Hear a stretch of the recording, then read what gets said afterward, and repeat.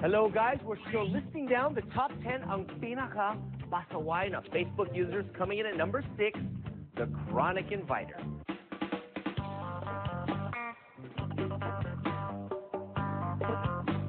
Sign up edition? Yes, sign up edition. Invite ko to. Invite ko to. The Chronic Inviter sends you requests to support his cause, join a group, sign his petition, play this game, become a fan, among others. Oh, nice. He also bombards you with notices of every quiz, survey, countdown, and internet meme he has taken in the past hour alone. Mas madami, mas marami. Ay nako, binlock ko na yan lahat. Lahat ng mga games na yan, mga Mafia Wars, yung mga Pet Society. Ang dami kasi nag-i-invite. Chronic Inviter, as the name suggests, I guess ito yung mga tao na lahat ng mga applications na parte sila or lahat ng mga affiliations or groups that they part of in Facebook, they want everyone, all their friends, to be a part of it too. Regardless kung interested ba sila sa mga pusa or sa mga aso, kailangan part ka ng I Love Cats group, di ba? I-invite ka nila. All my sisters are like that. So I'm used to it. Like, be my friend in Pet Society, play this game, buy me online, diba? You can buy a friend online, mga ganyan. So I'm so used to it that, it's pretty normal already. But but if they post like that all the time, that they don't post anything at all. Ako, pag nag-play ako ng whatever, hindi na ako nag-invite na ibang tao kasi ayoko sila ma-irritate tulad ng pag-irritation na nararamdaman ko. But why do they have this strong compulsion to invite? What's in it for them anyway? Feeling nila, pag nakaka-invite sila ng maraming tao, parang gaan ng pakiramdam, parang wow, I got to invite a lot of people. Other than that, ewan ko kung anong nakukuha nila. I think with games like Mafia Wars or other Facebook games, I think it's sort of a requirement yata. I'm not sure, but so yung ibang games, gusto nila you invite 10 plus people before you can acquire a certain like this or a certain tool that will aid you in your progress in the game. When it comes to like support my cause, I guess those people really have the heart. But it depends again if you post it every single day, diba? Yeah. Yes. Have you come across a Chronic Inviter, or will you confess to being one? I would just play the game and just connect with friends, but not guilty about inviting other people.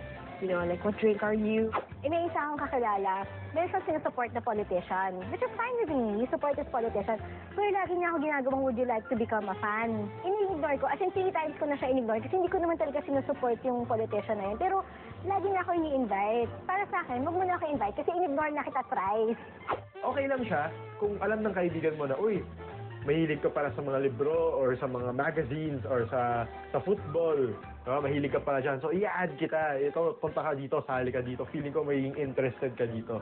Pero, yung ibang tao na, yung iba hindi mga masyadong ka-close, i-add ka nila, i-force ka nila to join a certain group.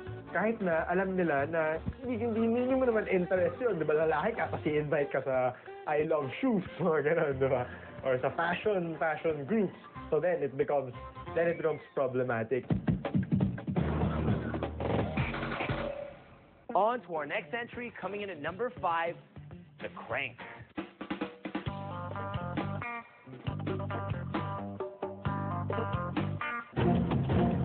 The Crank types his status updates in bold capital letters, complete with exclamation points.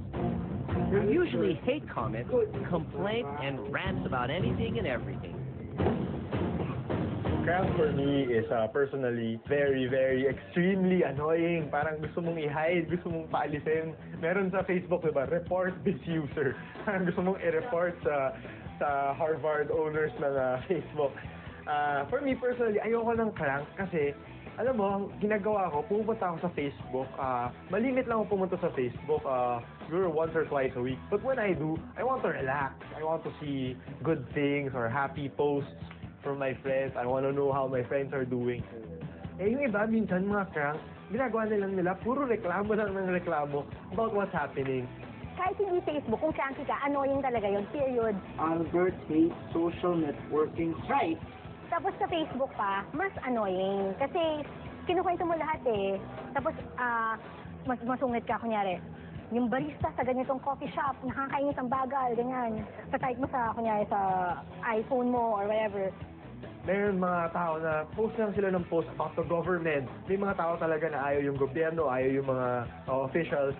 Pero hindi naman yung every single day, you know, they post something about the government or nag-whine sila about something related to their life or to the lives of others. Once in a while, it's okay. Pero pag binumbard mo na yung mga friends mo ng ganong information na useless, doon na yung nakakainis. So what's the best way to deal with these Scrooges and Oscar the Grouches of the Facebook world? Feeling ko yung mga cranky na tao, meron silang mga issues na hindi nila na-resolve pa on their own. Kaya konting bagay pa lang na nakakainis, ina-attack na nila kasi hindi sila na-resolve eh. So feeling ko yun eh.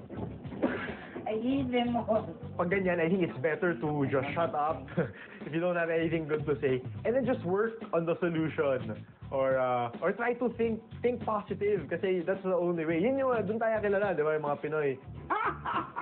Thinking positive, smiling amid troubles. So dapat iwasan natin yung mga negative na mga notions or mga negative ideas. Okay na kung ganun sila, pero ako ayoko na mag-associate. Have you ever been guilty of being a crank, even once in your Facebook life? I think I've done this before. Siguro something related to a social problem. But once or twice lang, trying to vent out my anger towards, I think, a government official. As much as possible, I try not to be negative sa Facebook ko or any other aspect of my life. I try not to be negative. So, hindi pa naman. The Chronic Inviter at number 6 and the Crank at number 5. Let's pause another quick break. It'll be fast, promise.